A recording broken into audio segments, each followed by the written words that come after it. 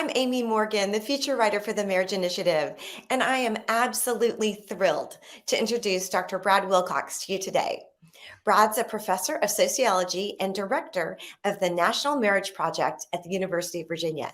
He's also a senior fellow at the Institute of Family Studies and a non-resident senior fellow at the American Enterprise Institute. Brad's social science research on marriage, fatherhood, and cohabitation makes him one of the leading experts in the areas of family flourishing and societal well-being in the country.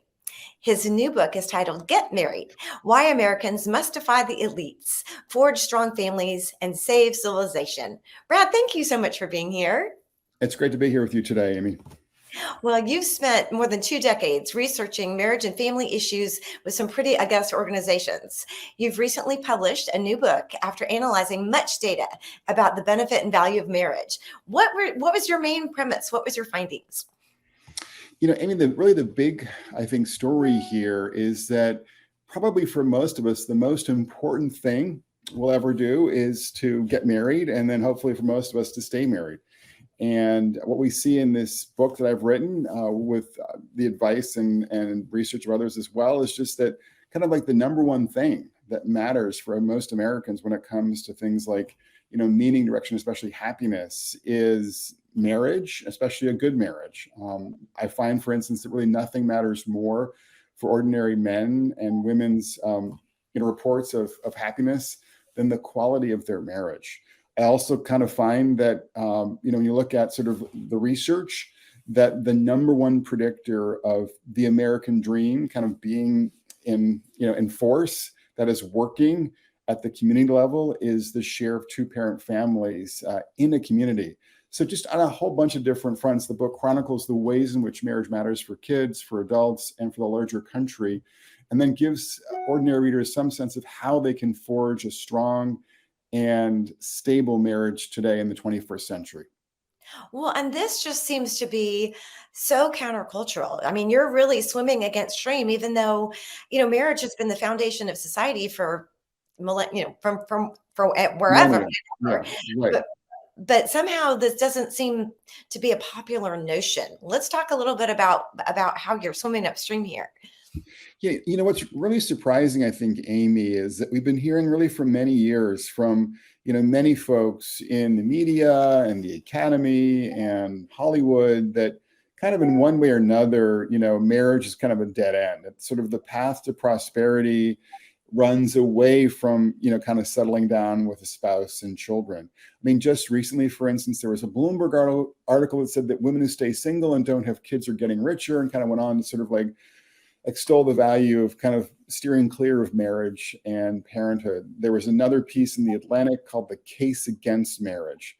So I think we know about all that largely left-leaning commentary.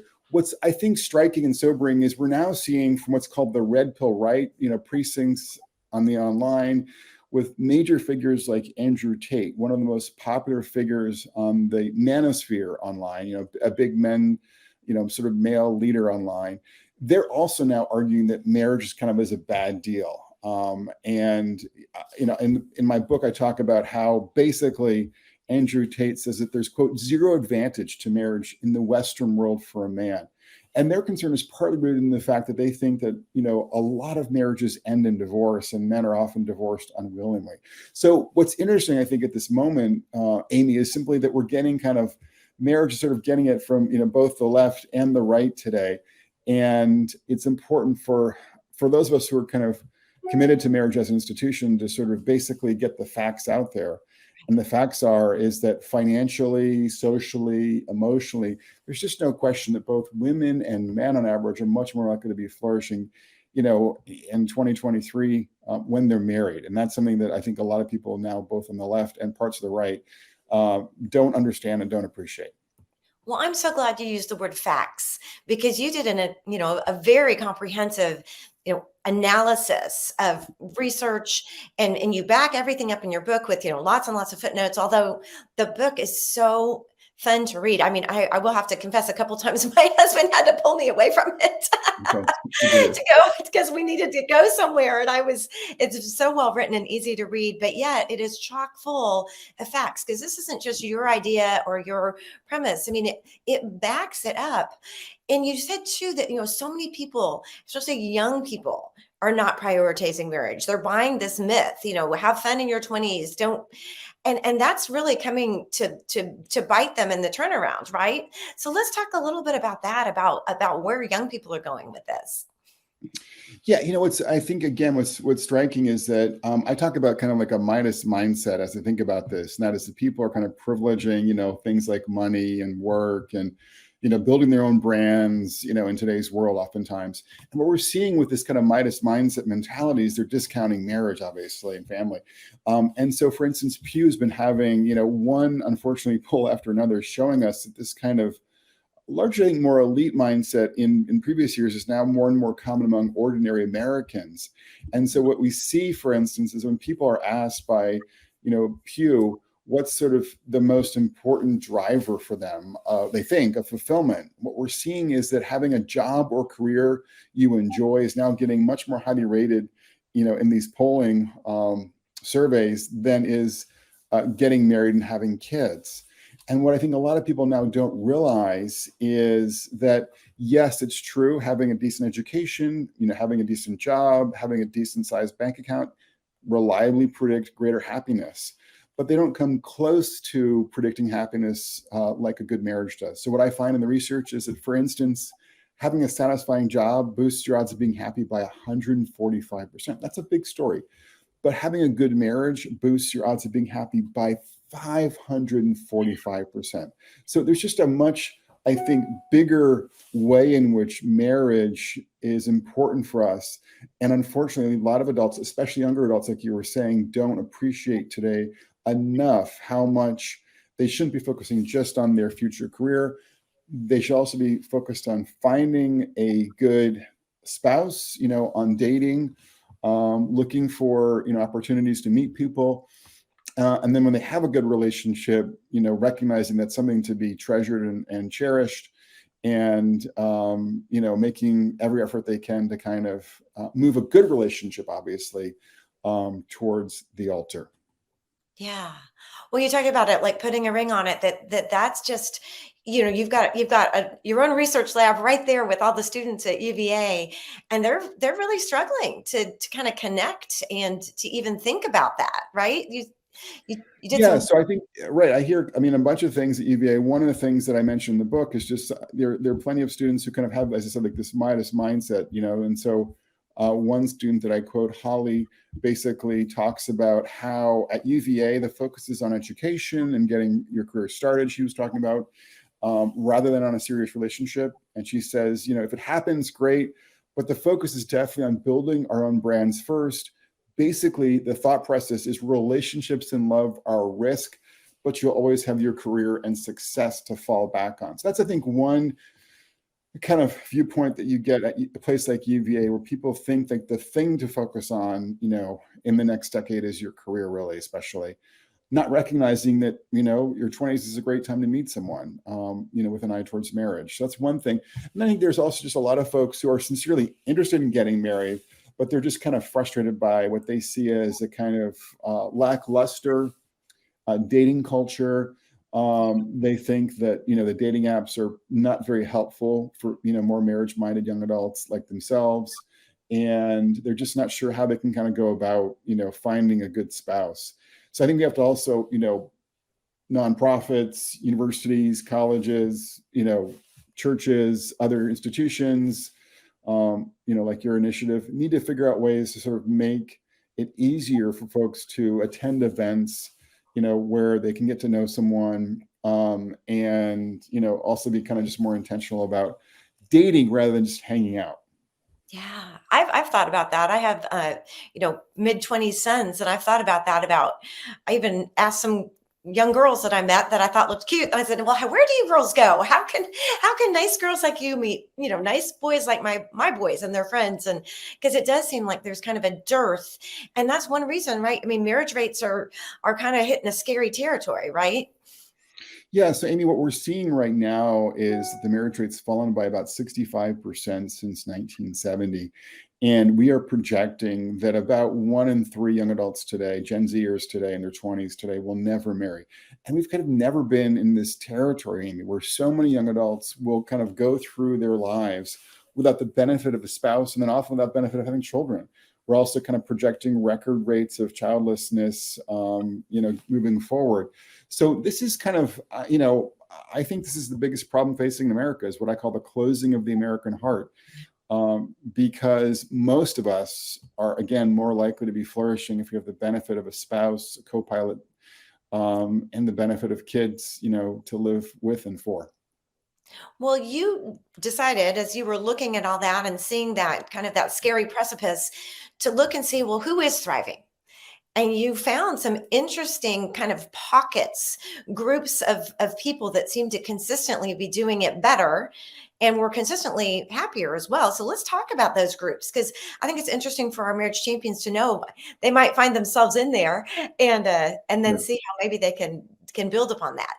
Yeah, so my book Get Married has some negative, sobering, bad news, so to speak, particularly about just the dramatic declines in the marriage rate, among other things. But there's also some good news, and that is that we do find that there are a number of groups out there in America today who are basically forging flourishing marriages, and I focus on them in the book. They are Asian Americans, conservative Americans, religious Americans, and college educated Americans.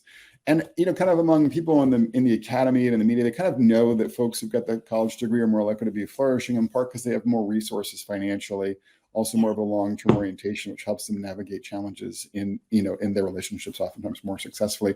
I think what's less known is that Asian Americans, religious Americans, especially conservative Americans, are also more likely to be forging strong and stable and happy marriages. And frankly, when I set out to do the book, I anticipated the Asian American, the religious American, and the college educated American stories. I kind of, that was my sense of the research. So I was kind of surprised to find that even when I control for religiosity in my statistical models, I still found that self-identified conservatives were more likely to be married in the first place and then more likely to be happily married in the second place. And I think that's because, for better and for worse, we live in a very polarized country today. And the way things have kind of basically, fallen out, ideologically speaking, here is that marriage has become kind of coded as a more conservative institution. And I wish it wasn't the case. I wish it was just kind of a non-ideological issue, but it is. And what that means then is that Americans who self-identify as conservative, whether they're religious or not, are more likely to value marriage and to connect it to the welfare of kids. And that orientation then makes them more likely to prioritize getting married in the first place and then to kind of do the kinds of things and have the kinds of perspectives that make it easier to flourish in their marriages. Yeah. Well, let's talk a little bit about who are the other ones. See, Asian Americans, the faith, the religious. Can you give us some characteristics? So a couple of things, right? So I mean, in the book, I talk about kind of 5 pillars of a successful marriage: communion, appreciating that your marriage matters for your kids, commitment, cash, having a regular stream of cash coming into the household, and then community. And so obviously for Asian Americans, what we see, I think, is especially kind of an appreciation for how much their marriages matter for their children. They kind of oftentimes will articulate that they see the American dream kind of through their kids' success in school and life. And they see that, their family and their marriage as integral to their kids' success. And there is like no group of Americans who have as stable marriages as Indian Americans from South Asia. And it's in part because I think they sort of connect the stability of their family lives to both their success as adults and the success of their children. And they recognize that stable families translate into greater material success and educational success as well. When it comes to religious Americans, I think there's just oftentimes a higher commitment to marriage as an institution, and they're more likely to do things like go on date nights, which tend to redound to their benefit. And they're embedded in communities which tend to honor marriage and support marriage. And so that's obviously a big help for religious Americans. And then for college educated Americans, I think, as I said before, they tend to have more financial resources. And, money does help strengthen and stabilize marriage on average. We know, for instance, that one of the biggest predictors of divorce is not owning a home together. And college educated Americans are more likely to have, have that big asset that they share, that single family home, which then tends to reinforce the stability of their marriages as well. So, those different facts give you a little bit of a sense of, I would say for most of these groups, things like regular date nights, things like seeing how much marriage matters for their kids, commitment, cash, and networks of friends who are kind of in some way marriage friendly are all kind of part of the story. But there obviously are some, distinctives as well between the groups.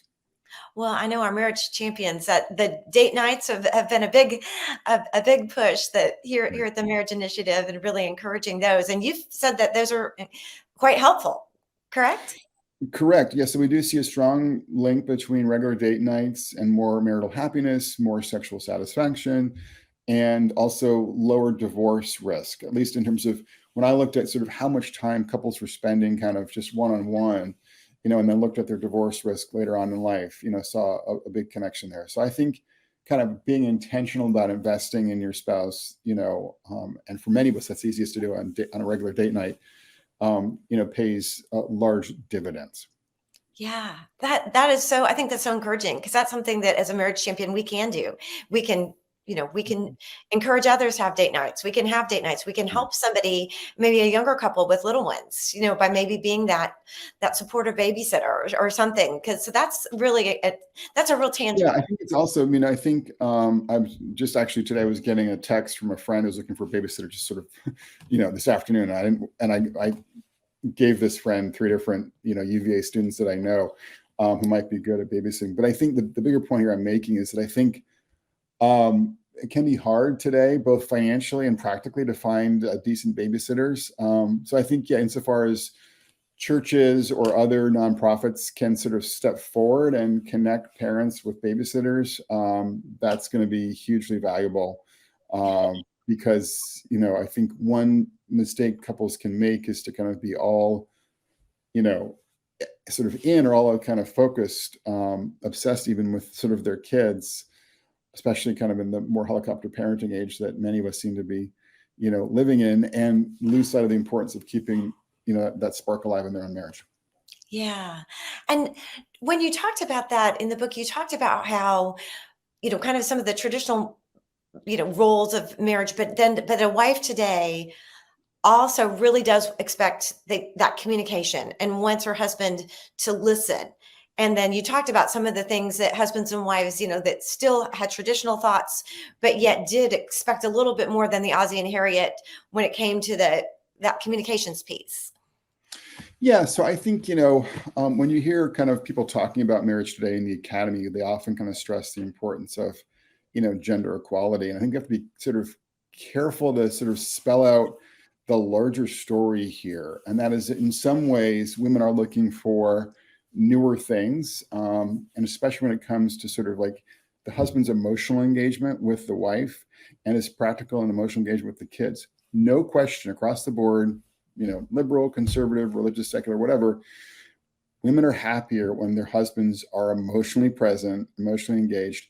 And also, when there are kids in the picture, when the husband is definitely on, sort of on it, when he's, active as a coach, tutor, whatever else it might be in terms of with the kids.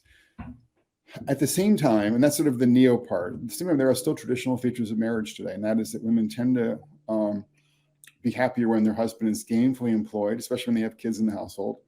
They want to kind of know that he's got that financial piece, secure, that kind of come what may, there's a steady stream of cash coming in, and his full-time employment is still, pretty, I think, critical for most wives in that regard.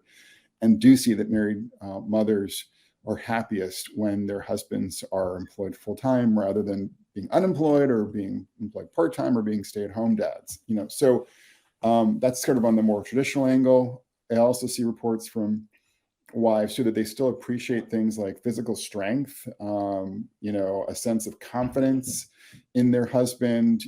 Like he's kind of clearly, has a sense of agency. He's not a couch potato. He is not a gamer. That he has like a clear plan, a clear mission, and he is going places, professionally, and he's going places in the family. Like he's got his own agenda and his own capacity to kind of do things that are unique for the children, and the family.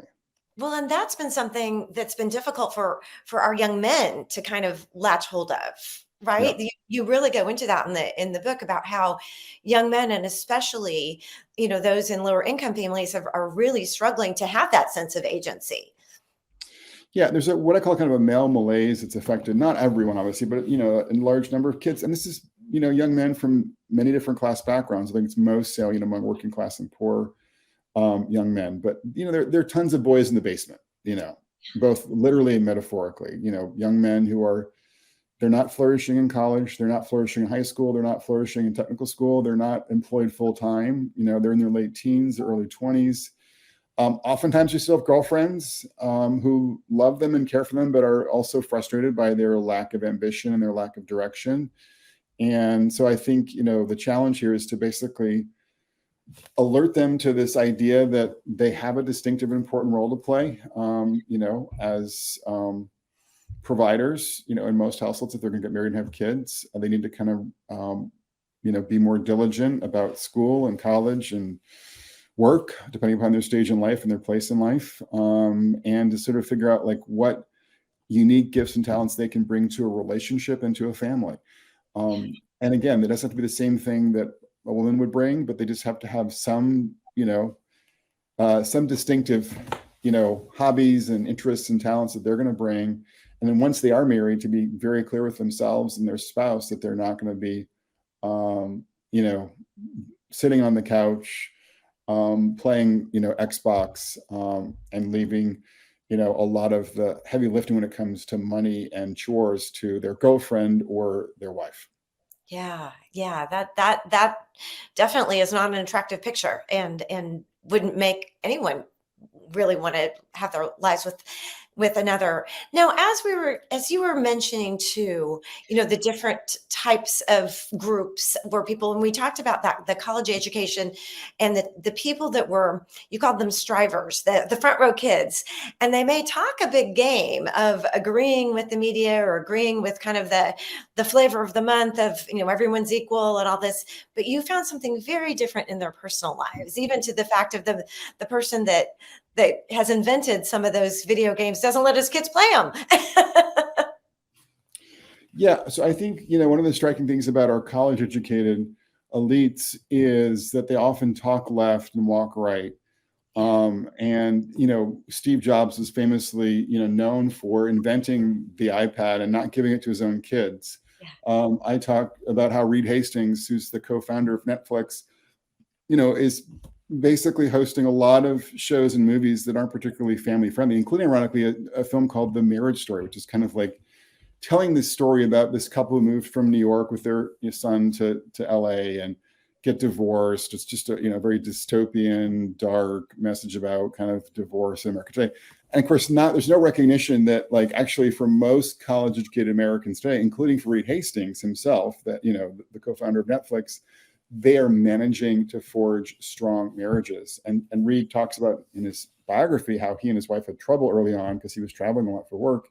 And they went to a counselor and they got things figured out. And so they've been, married, 30 plus years. And now, of course, they're sharing in his billions. So the point I'm making simply is that I just wish many of our elites, whether they're school superintendents, college professors, journalists, Hollywood producers, Hollywood moguls, whatever, would do a better job of basically being straight with the American public and telling them that, look, we've benefited from a good marriage. We've had to make sacrifices for our marriage and our family. And we think, this institution is really important and valuable and wonderful. And, we would like to communicate both its value and also some hints about how to make and forge a good marriage to the broader public. But we're not doing that in our public schools. We're not doing that in many of our TV shows and movies. And we're not doing it in the media by and large. And that's a tragedy, because what's happened then is that unless you're religious or conservative or Asian American, if you're working class and poor American, who are, who don't happen to be Asian or religious or conservative, you're just kind of not getting the message about marriage that is true. And you're more likely to discount the importance of marriage and the kinds of virtues that are, important for couples to make it today in forging a strong family. And they're missing out then. Basically what you're reminding them, or reminding maybe isn't the word, because you're bringing forward this information that's truly how they're going to be the happiest. And you talk about like a family first marriage. What is a family first marriage?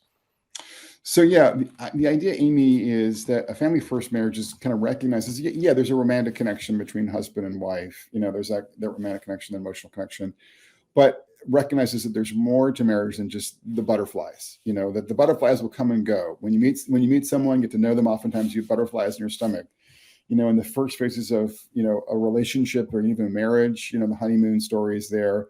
That's a beautiful thing. It's a great thing, but it's not the only thing. It's sort of the point I'm making, and that kind of you recognize in a broader context, kind of across the course of Western Civ, that marriage is about not just the feelings, but it's about the kids that you have together and being there, for your children. It's about your kin, your parents, your spouse's parents, in-laws, cousins, nieces and nephews. Like, there's holidays, there's vacations, like there's a whole family, as we're coming from Thanksgiving here, and traveling to my sister and see my mom. And, when people kind of honor their marriage vows, all that family stuff, all that kin stuff is just so much easier, and better. And then there is a financial piece, just recognizing, and this is something that people don't want to necessarily acknowledge or talk about, but if you get and stay married, your financial position at any one point in time, and as you head towards retirement, is much better, and your kids' position is much better. They're going to do better in school. They're more likely to graduate from college. They're more likely to be gainfully employed in their 20s. There's an intergenerational wealth piece here, and people who are moving in and out of relationships, in and out of marriages, are just much more likely to be bleeding, money, paying for child support, paying for attorneys, not accumulating intergenerational wealth. So my point about family first marriage is just recognizing that it's an important social institution that advances the welfare, not just of you and your spouse, but your kids, your kin, and the community itself. And so you value your family. What's fascinating about this angle here is not just that my book, but we're getting new research now from Gallup showing that parents who have this kind of more marriage mindset, this more family first orientation to marriage, recognizing that marriage matters for the kids, are also being, found by this new Gallup research to be forging stronger relationships with their children. So again, if it's not about me first, but about a family first approach to marriage, that redounds to the benefit both of adults and to their kids as well. Yeah. And you point out too that you're truly happiest when you're doing something for others. When if you're just trying to be happy, me, that's not where you're going to find happiness. That's the new next thing is always going to be around the corner. But the focusing on the we, the focusing on the other, there's a lot of research that says in the end, that's what makes us happiest, correct? That's correct. Yeah. I mean, one of the things that I found in a piece on marital happiness, but I think the point is broader than this, just that reports of generosity on the part of your spouse, like doing small things like making coffee for you in the morning, or, filling up your gas tank, on a regular basis, whatever. I mean, however, like a spouse kind of signals their care and concern. Not surprisingly, boosted marital happiness. Okay. Big surprise there, right? But what we found in this research is that reports of being generous towards your spouse were even better predictors of your marital happiness. So yes, it's great to be the recipient of generosity in your marriage, but making an effort to be generous towards your wife, towards your husband, was an even bigger predictor of people being happily married. And we know from a broader, body of research on generosity that people who are generous, tend to be, reporting more meaningful and happy lives as well. So, yeah, I mean, I think for most of us, the primary vehicle for us to experience love, both from others and to others, is the family. And so that's why I think it's just so tragic that a large minority of adults today are headed towards a world where they're not going to have that, very real and tangible experience of family love and marital love. Well, I think that you've given our marriage champions, you've given us some marching orders to help beat the drum that marriage is, put a ring on it, find the right person, and then work in your marriage, have your date nights and work in your marriage to make it as good as you can. And you also mentioned, connecting with the faith community is a real strong asset as well. So Brad, thank you so much for being here. It was just such a pleasure to get to talk to you. And I know our marriage champions really enjoyed hearing you. It's my pleasure, Amy. Hoping this is helpful to all of them. Thank you. Oh, absolutely. And Marriage Champions, if you'd like more information about Brad, the Institute for Family Studies, or his new book, you can find us at marriageinitiative.org.